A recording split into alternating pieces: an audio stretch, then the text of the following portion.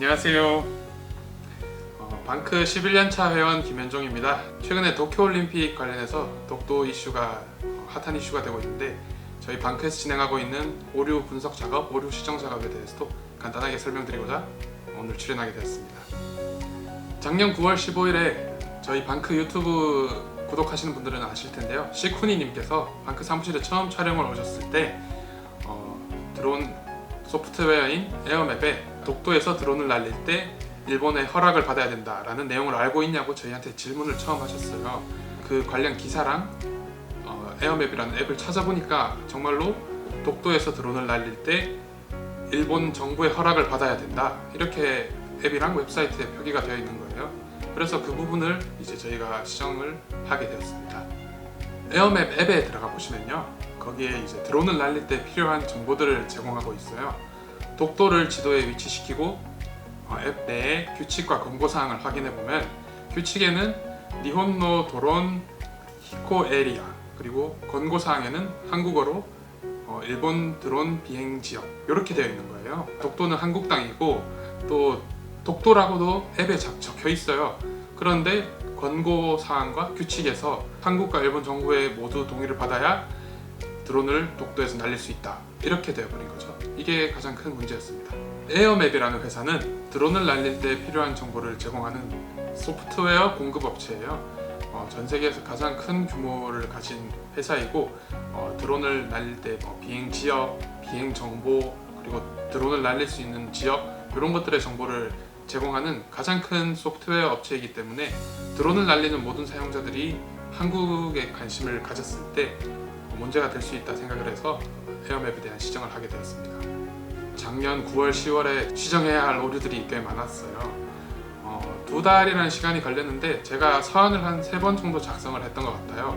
처음에 발견한 9월 15일, 그 다음 날인 9월 16일에 이제 에어맵 서비스, 커스터머 서비스에 문의를 했어요. 그러니까 3일 만에 답변이 오더라고요. 권고사항에 대해서 우리가 인지했고 이 문제를 수정하는 작업을 시작하겠다, 이러는 거예요. 그리고 한 달이 지났는데 아무런 변화가 없었어요. 그래서 2차 사안을 보냈었죠. 빠른 시일 내에 수정해주겠다고 했는데 왜 아직까지 수정이 안 되었냐, 수정이 언제 되는지 알려달라 하니까 또 그 다음날 답변이 오더라고요.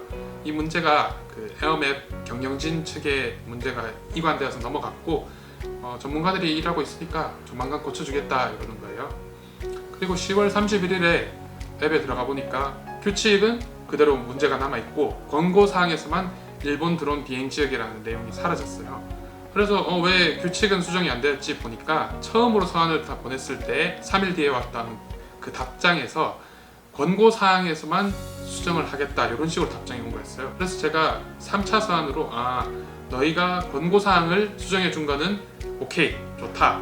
그런데 규칙은 아직 수정이 안 되었다, 규칙 부분도 수정해 달라, 10월 31일에 메일을 보냈어요. 11월 18일에 그 에어맵을 켜보니까 규칙, 권고사항 모두가 시정이 되었습니다. IOC 그리고 도쿄올림픽 홈페이지에 독도 표기 문제, 일본 정부가 정말로 은밀하게 그리고 치밀하게 진행해 왔던 것 같아요. 저희가 2년 전부터 인지하고 있던 사실이었는데요. 최근에 이제 도쿄올림픽 개최 시기가 다가오면서 이게 큰 문제가 되었는데, 일본 정부의 방향은 이런 것 같아요. IOC라는 국제기구를 지렛대로 삼아서 만약에 독도 표기가 된 지도가 공식 홈페이지에 있고 그게 실제로 사용되고 올림픽이 진행되었어요. 그러면 미래에 일본 정부는 도쿄올림픽 IOC라는 이런 공신력 있는 곳에서 그 지도 안에 독도가 일본 땅으로 포함되어 있으니까 이 공신력이 있는 게 맞지 않냐, 이런 식으로 할 거예요. 많은 분들께서 올림픽에 불참해야 한다라는 주장을 하고 계시는데요. 일본에서 개최하는 도쿄올림픽, 그리고 일본 정부와 손잡은 IOC, 한국이 불참한다고 해서 독도 문제에 대해서 사람들이 알아주거나 하지 않을 거란 말이에요. 한국인들만 화가 나 있는 상태이지 실질적으로 독도 표기 문제가 해결되는데 도움이 될까 의문이 드는 거죠. 지금 많은 보도들을 통해 봤을 때 IOC가 일본 정부 그리고 도쿄올림픽 조직위원회의 답변을 그대로 답습하고 있다는 거예요.